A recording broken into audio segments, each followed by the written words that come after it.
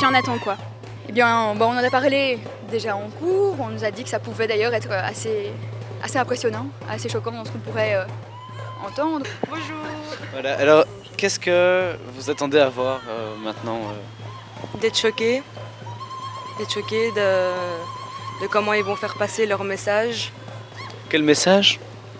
Si j'ai bien compris, c'est la féminité façon islamique. Depuis quelques années, les monologues du vagin de Eve Ensler sillonnent la Hollande et le monde entier. C'est dans le sillage de ces monologues qu'est née l'idée d'interviewer des femmes de racines musulmanes. Timides et passionnées, ces interviews ont vu le jour. Un voyage, comme une touriste dans son propre pays. Toutes les femmes interviewées habitent aux Pays-Bas et sont nées dans un pays musulman, où elles ont vécu une partie de leur enfance. Elles viennent d'Arabie Saoudite, de Somalie, du Koweït, du Pakistan, du Maroc, de Turquie, du Mali, d'Égypte, d'Irak et d'Iran. Qu'est-ce que j'attends?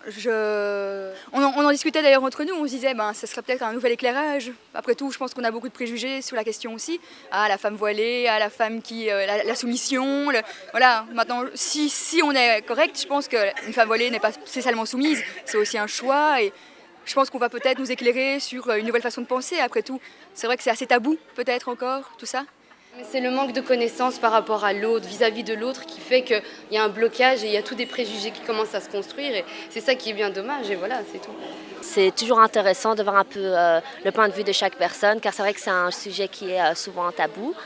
Et donc de voir ça en pièce de théâtre et justement après de voir ces personnes qui ont conçu cette pièce et de pouvoir discuter de ça, ça peut être enrichissant et donc en même temps je pourrais éventuellement donner mon point de vue car je suis moi aussi de confession musulmane, donc je trouve ça enrichissant, intéressant. Une des choses les plus positives pour moi dans le théâtre, c'est que ça puisse un petit peu ébranler, un petit peu émouvoir, un petit peu secouer, un petit peu questionner, et que quand on va voir une pièce et qu'on en ressort en n'ayant rien appris, en ne se posant aucune question, en n'ayant rien, en n'ayant pas été un petit peu ressuscité, merci, on a perdu le pari, et donc c'est vraiment un plaisir de voir une vraie rencontre pour débattre de ce sujet-là en plus, qui évidemment nous tient à cœur en tant que femmes. On sent bien que le public par moment est un petit peu on sent bien que par moment le public est complètement ému, on ressent vraiment toutes les choses avec le public, et donc on est vraiment dans le fondement de notre métier qui à l'origine était une vraie rencontre, de faire évoluer et de faire réfléchir sur une question. Donc on n'a pas tout le temps la chance en tant que comédienne d'être dans des sujets aussi interpellants et de faire réfléchir le public.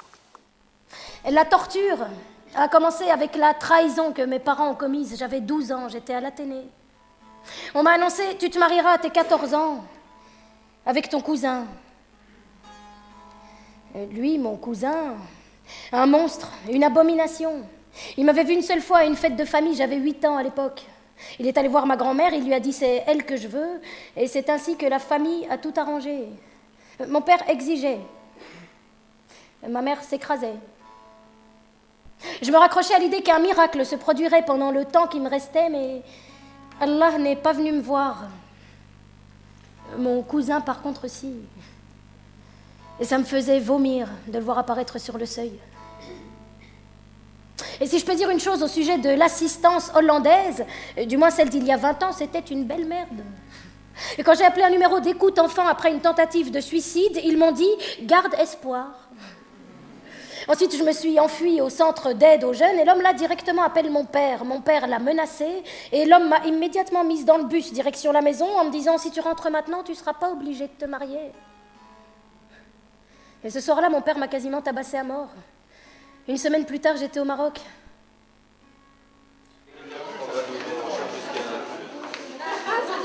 C'est déjà une sorte d'évolution que d'en parler en pleine scène, en théâtre, parce que je pense que ça peut conscientiser certaines personnes, en l'occurrence les garçons qui croient que la fille doit être vierge alors qu'eux ils peuvent se permettre de faire ce qu'ils veulent. Et inversement, enfin voilà, je trouvais ce spectacle très bien, intéressant, enrichissant. Finalement, grand étonnement, parce que je pensais avoir une réaction assez, pas violente, mais bon, j'allais vous dire des choses, non, c'est pas ci, c'est pas ci, c'est pas ça. Et finalement, je me sens pas du tout visée par la pièce, parce que si on a voulu me dire au début, je vais être choquée en tant que musulmane, ben, je suis pas du tout choquée, parce que ça disait que les cultures, les traditions, le pays, le fond, des arrière-pays, des campagnes. En tant que musulmane, je me sens pas du tout visée ni choquée, alors j'ai trouvé ça finalement intéressant. Une pièce intéressante et qui sort du commun et qui dit la vérité. Par rapport au mariage forcé, il y a un moratoire qui, je ne sais pas si vous êtes au courant, mais il y a déjà beaucoup de publications qui ont été faites pour dire que, en fait, voilà, il y a un hadith du Coran qui dit, plutôt un passage du Coran qui dit que les mariages forcés sont interdits. Et beaucoup de gens se sont rendus compte qu'en fait, ils pensaient que c'était justement le contraire. Mais c'est justement ça. Il faut, je veux dire, se mettre avoir connaissance de ces choses. Si on commence à sortir ça parce que ça a été véhiculé de famille en famille ou des choses comme ça, c'est se bloquer par rapport aux connaissances. Voilà, c'est ça. Mariage mixte, vous savez comment ça se passe? Mixte. Épouser un non-musulman. Épouser un non-musulman. Ah, ça, c'est encore un autre débat. Ça, c'est encore autre chose. Hein. Ouais, je veux dire, ce qui se passe, c'est que vraiment, pour essayer de... Je sais que bon, les sentiments, ça ne se contrôle pas et tout, mais c'est une femme, je veux dire, qui est musulmane et tout. Je veux dire, se marier avec quelqu'un qui est non musulman, ça serait peut-être un peu plus compliqué dans le sens où peut-être qu'il n'aura pas la même... Ils vont s'aimer, oui, mais quand ils vont commencer à rentrer dans le domaine des conceptions, et même des conceptions de la croyance, s'ils ne croient pas, si elle croit et tout, ça va obliger à amener des conflits. Moi, j'ai connu des gens qui étaient de confessions totalement opposées et qui vivent ensemble, et ça se passe super bien. Voilà. Donc, ce qui aussi, c'est que, je sais pas, tu as quel âge? Tu as 20 ans. Tu as 20 ans. 20 ans, on pense ça, et puis après 25 ans, 30 ans, les choses bougent. Hein. On ne peut pas rester figé comme ça. Mais ça, c'est chacun sa conception de sa vie de couple, de sa religion. Pas que je suis figée, mais je sais qu'en règle générale... Non, c'est pas, le mot n'est pas... Je sais qu'il y a des particularités, qu'il faut prendre des particularités. Tout à fait. Mais attention, ça ne se fait pas sans conséquences. Hein. Voilà. Lorsque l'on sut aux Pays-Bas que des entretiens étaient organisés pour donner une place sur scène aux femmes musulmanes, plusieurs femmes de souche hollandaise et chrétienne ont appelé. Elles voulaient dire qu'elles étaient devenues musulmanes et raconter comment leur vie sensitive et érotique avait changé depuis qu'elles avaient des rapports sexuels avec un Turc, un Irakien ou un Kurde. Et nous avons décidé de faire des entretiens avec plusieurs de ces femmes. C'était parfois intense. Et les musulmanes se sentent parfois tourmentées, parce que d'après l'islam, quand on est né musulman, on ne peut s'écarter de sa religion. Vous, les Hollandaises, vous êtes libres de choisir. Pourquoi alors devient-on musulmane? La différence est que la femme hollandaise est libre d'accepter n'importe quelle religion et d'en changer ensuite sans craindre de châtiment. Et ce monologue s'intitule « Le zèbre » et il parle d'une Hollandaise touchée par la beauté simple de l'islam.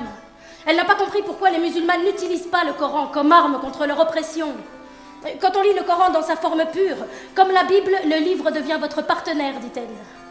Cette femme a 35 ans. Elle porte le voile depuis qu'elle a rencontré son mari kurde. Dans un couple, le statut de la femme, il est où? Ouh là là, le mari il pleure, il fait toutes les tâches. Moi je suis pour l'égalité. Hein. Pour l'égalité, la tolérance, le respect.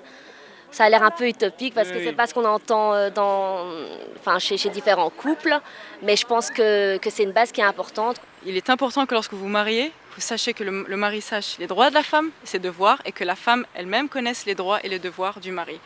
Et à ce moment-là, tout ira bien. S'il y a un déséquilibre, ça se passera mal.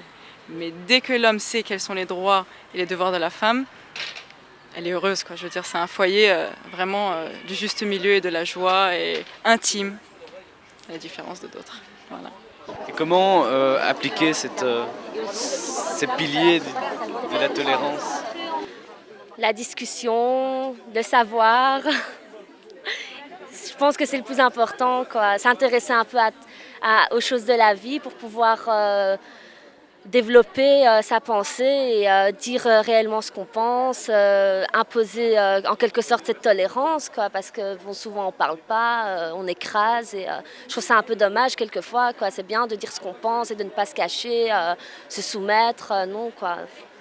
Dire vraiment ce qu'on pense, enfin exister en tant qu'être humain, quoi. Dans la culture musulmane, eh bien, j'ai appris à être une femme douce, aimée, choyée, chérie, tendre, dépendante, oui, mais autoritaire, hein. Autorisée à crier et quand même refuser l'accès. Pouvoir gémir sans être entachée par le péché originel chrétien, être intensément pénétrée dans la tendresse. Qu'est être musulman? Qu'est-ce que ça veut dire pour vous? Pardon. J'adore quand elles se retournent toutes vers moi. Ça dépend d'une personne à l'autre. Moi, j'ai même pas besoin de me justifier. J'ai reçu une éducation musulmane. On m'a transmis des valeurs universelles. Et à côté de ça, j'ai des amis qui sont athées, qui ont les mêmes valeurs que moi, etc. Donc, je n'ai même pas besoin de me justifier par rapport à ça. C'est le respect et puis voilà, quoi. Moi, c'est la même chose. Enfin, j'ai vécu dans un pays musulman. J'ai grandi en partie dans un pays musulman. Et donc, mais voilà, je pense qu'après, ça dépend aussi de chaque famille, de comment, des valeurs qui sont véhiculées dans chaque famille. Donc, d'une personne à l'autre, je pense que c'est pas la même chose. Évidemment, si on était des filles voilées, je pense qu'on ne pourrait pas jouer cette pièce-là. Enfin, on ne pourrait pas être sur scène et on ne pourrait pas. Donc, forcément, c'est que on vit la religion autrement. Comment vous vous assumez en tant que femme dans cette société? En fait, c'est-à-dire que si j'avais été par exemple dans un pays musulman, cette question ne serait pas posée. Parce qu'on est supposé savoir le statut de la femme, savoir qu'il est, mais à un niveau tellement plus élevé que celui de l'homme, sans pour autant faire de compétition ni de guerre entre l'homme et la femme. Mais on sait à quel point le statut de la femme est important et précieux en islam. En Europe, c'est plus difficile, parce qu'il faut vous faire comprendre qu'on n'est pas soumise, qu'on n'est pas oppressée, qu'on n'est pas triste. Et donc, moi, en tout cas, je suis contente d'être à l'école, de pouvoir porter mon foulard à l'école. Je suis super heureuse de pouvoir passer un message. Alors, regardez, moi, je souris, j'ai des couleurs. Musulmane, je suis un arc-en-ciel tous les jours. Je suis blonde, un jour je suis violette, un jour je suis bleue. Je souris, je fais mes études et le principal, c'est je cherche l'éducation. Et la femme, c'est quoi? C'est l'éducation, c'est le rôle. Et on dit, par exemple, en islam, on dit qu'il n'y a nul grand homme sans grande femme derrière, que ce soit sa mère, sa femme, sa sœur, sa grand-mère. Et on dit aussi en islam que quand on éduque un enfant, il devient un homme. Mais quand on éduque une fille, elle devient une nation. Donc, je vous dis un peu le rôle de la femme en islam. Et mon statut, donc je suis fière et je suis contente que je puisse transmettre un message. C'est quelle est la différence justement entre la culture d'une part et la religion d'autre part? Est-ce que vous pouvez dire un petit mot là-dessus, peut-être pour les gens qui n'ont pas vu le spectacle? Il y a une chose qui est intéressante, je pense que Hadj Jalabib disait l'autre jour que c'était, il y avait dans chaque pays, enfin il y a tellement de pays musulmans, aussi que chaque pays a ses traditions, a sa culture aussi. Donc il y a beaucoup d'islam différents aussi selon le pays. D'où voilà, par exemple, on donnait l'exemple de la Turquie, c'est pas du tout la même chose que ce qui se passe en Arabie Saoudite ou en Iran. Ou en Afrique noire. Ou en Afrique noire, voilà, ce sont forcément des traditions complètement différentes et une culture différente. Maintenant, je pense que ce que disait Hasiba à propos du respect, à propos il y a des notions de base qui sont fondamentales dans cette religion et qui existent pour tous les croyants ou tous ceux qui ont grandi ou été en contact avec cette religion. Actuellement, être musulman, c'est assez difficile. Donc, il y a tellement, sans vouloir blasphémer, il y a tellement de définitions du mot musulman pour chacun et chacune que c'est un peu compliqué de dire qu'est-ce que... Enfin, moi, je me sens trop petite pour dire qu'est-ce que c'est musulman. Oui. Voilà, c'est pas... C'est difficile. Surtout dans la conjoncture actuelle, avec tout ce que ça engendre d'un point de vue islamisme. Et... Sur le plan politique aussi, voilà. Je pense que ça charrie tellement de notions que ça devient compliqué de se positionner par rapport à ça. Mais même chose, qu'est-ce que c'est être chrétien? Qu'est-ce que c'est être catholique? Moi, je renvoie la question, qu'est-ce que être catholique? Enfin, c'est compliqué de dire, il n'y a pas une définition, il y a autant de catholiques qu'il y a de croyants, enfin, je veux dire... Être croyant en l'islam et pratiquant. Oui. Voilà, c'est quoi? Ben oui. Je veux dire, les femmes européennes ont vécu un autre Tout à fait. Parce que moi, je suis d'origine sicilienne, Mais le problème de la virginité, ma maman l'a connu, donc d'ailleurs, je veux dire, si on n'était pas vierge, on était aussi relégués. D'ailleurs, cette histoire de reconstruction d'hymen, je peux le dire, parce qu'il n'y a pas longtemps, il y a une émission sur Antenne 2, là, Envoyé spécial, qui a consacré toute une émission sur la virginité. Ça ne touche pas que les femmes musulmanes, ça touche aussi des femmes de confession juive ou simplement qui sont athées, c'est tout, voilà.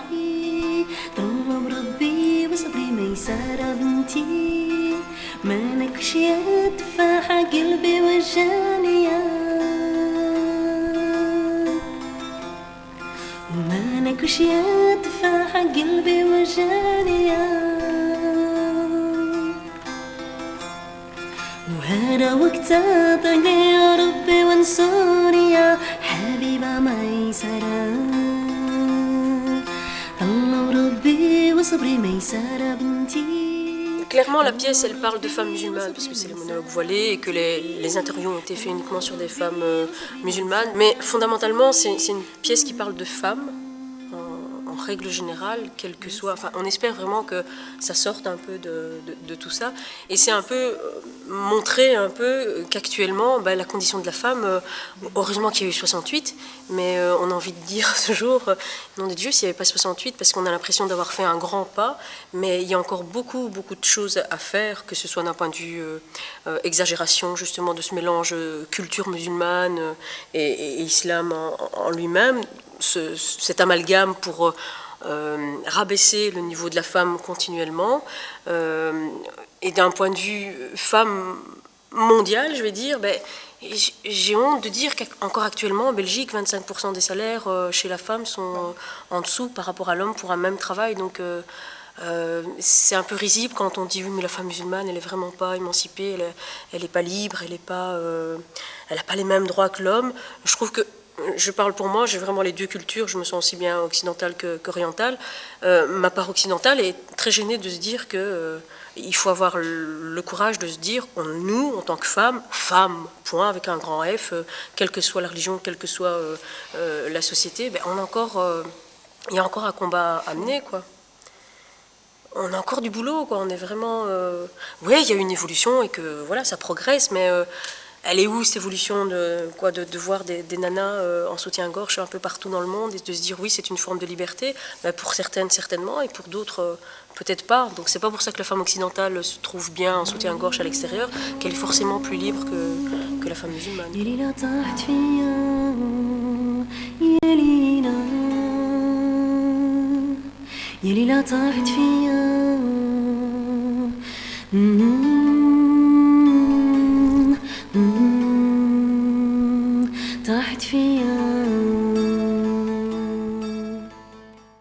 Alors, ça passera sur coupdepouce.be, coup de pouce avec le chiffre 2, sur la rubrique Musulman Woman.